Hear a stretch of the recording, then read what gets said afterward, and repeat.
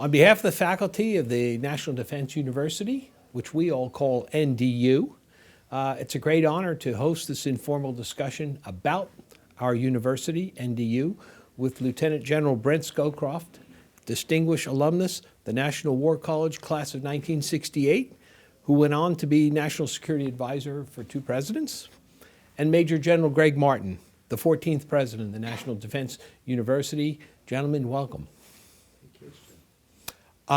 Let's start off with you, General Martin. For those who might be unfamiliar with the National Defense University, please tell us a little bit about NDU. In a nutshell, NDU I would describe as a national and an international treasure. We are the premier institution in America and in the world for educating, developing, and inspiring national security professionals who will then go out and, based on their experience and their education and the relationships that they have developed at NDU and the network of faculty, we expect that they will imagine, create, and then develop strategies and programs and policies to really secure our nation and those of our allies and create a better, more secure, more peaceful environment. And one of our most distinguished graduates is General Scowcroft. Sir, how has the War College and NDU helped and influenced your career?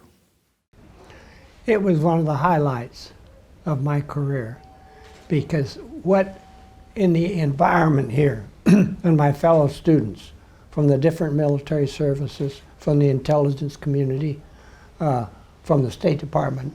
Unfortunately, we did not have foreign students when I was here, but I got a chance to see the different perspectives that different agencies of the government had toward security issues.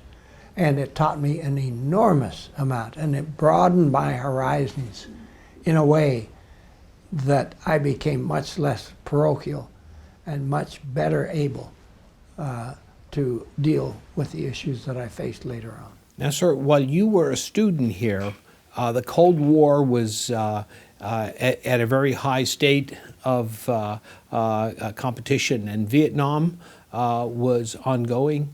At the beginning of your second semester, we had the Tet Offensive in Vietnam.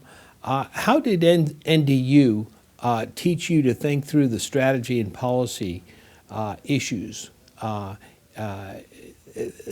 would be attended to situations like that down the road? It helped a lot, and we talked a lot about the Vietnam conflict and the notion of how do we get into these, what are the decisions made, how are they made, what are the consequences, expected and unexpected, and how can you better prepare yourself for what comes next by analyzing as you're thinking through making decisions. What are the probable and even improbable but plausible circumstances that you may have, and you can evaluate your proposals, security proposals, based on that.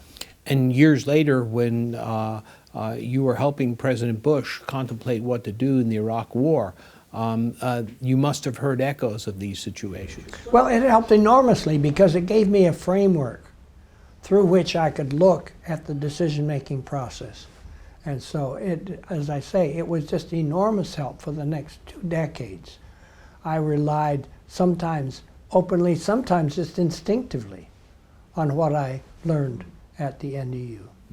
General Martin, we live in a world where, as some are fond of saying, change is the only constant. How do changes in security issues from one era to the other, say such as the Cold War in Vietnam, to the issues of today, such as the war on terrorism, how do the students and the schools at NDU cope with those changes? Well, first, Joe, the most important element of what makes NDU such a powerful institution and so capable of adapting is having great faculty like yourself who are dedicated and constantly learning the lessons of the past from strategy and warfare and peace, what works, what doesn't, how the environment's changing. So a great faculty that is constantly learning and then reaching out to fantastic alumni and graduates, people such as General Scowcroft. So once our graduates leave, you're constantly learning from them, getting the latest, and then folding it back into the curriculum, blending it in, bringing in excellent lecturers from across the world in the different interagency institutions. Then we've got great students coming in. And so our students who, you know, a number of years ago, General Scowcroft went when he was a lieutenant colonel, you know, really a pretty young man. And so we get excellent students coming in who are handpicked by their services, by their nation, or by their agency. So you get this great student body coming in who have lots of experience. So today, for example, the current cohort of students, these are magnificently talented, experienced, dedicated, brave leaders who have already accomplished a lot, come with a lot to offer. So it is really that, almost that circle of life, this combination of really great students who are hungry, motivated, inspired, have that opportunity to up their game to the strategic level, like General Scowcroft talked about, teamed with a great faculty, all kinds of great support. So alum like General Scowcroft coming back into the classroom, lecturing, and then figuring out what are the latest advances in teaching, in educational methodology, and sort of constantly folding that together, mixing it, enriching it to always be out in front of the edge. And that's what we're doing.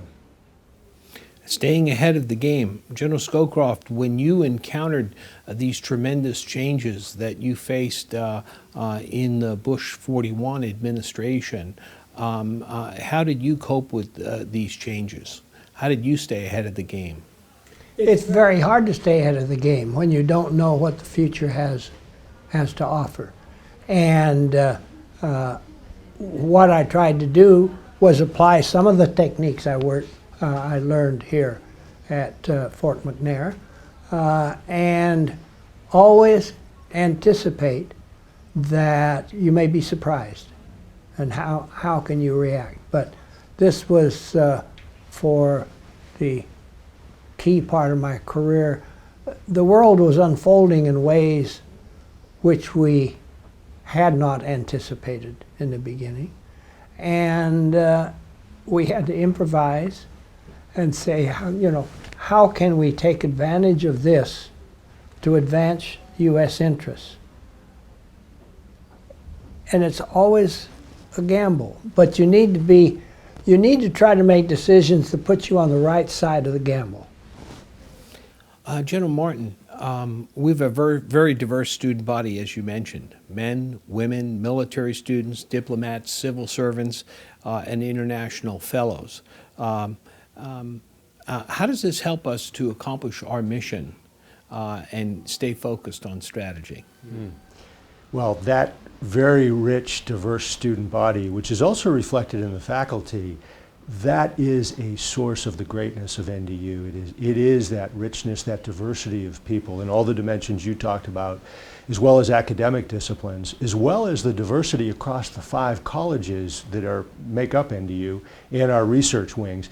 So that diversity, putting them in a situation where they can focus at the strategic level, learn how to think at that level. I mean, it's in the value of NDU is not so much that we're going to give people any answers to anything, it's to help them to figure out how to think at that level, develop relationships, how to frame the problems, what questions to ask, to never be surprised by surprise, to expect that the one constant will be continuous change, and then to instill in them a hunger, a lifelong thirst to keep learning. Because when they graduate, they will almost certainly be put in jobs, in positions around the world, be given responsibilities for which they're not prepared, and they don't know the answers. But from that NDU education and from the relationship with faculty, friends, and strategic practitioners, they're going to be able to figure it out.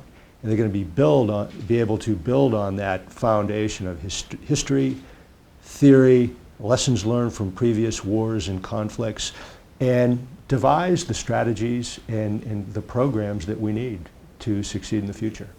General Scowcroft, the diversity of this team that we have at NDU is reflected in the interagency. how were you able, when you were National Security Advisor, to forge coherent efforts from the interagency team that consists of soldiers and diplomats, and then, of course, in the next dimension, all of our allies as well? Well, the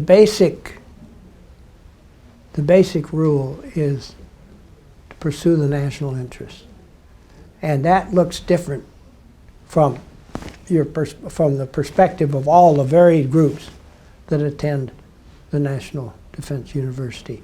But that's the strength as well as the weakness.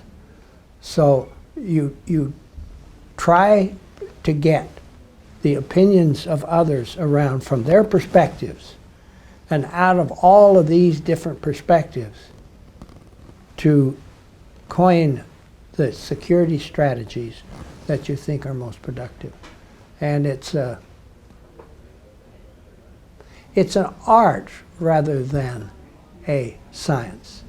And that's really in the process, in the seminars, we learn that sort of process. How do you go about it? And that's what's key. General Martin, how will we enable our students to take the art of strategy into the future with all of the changes that are in front of us? What's ahead for NDU?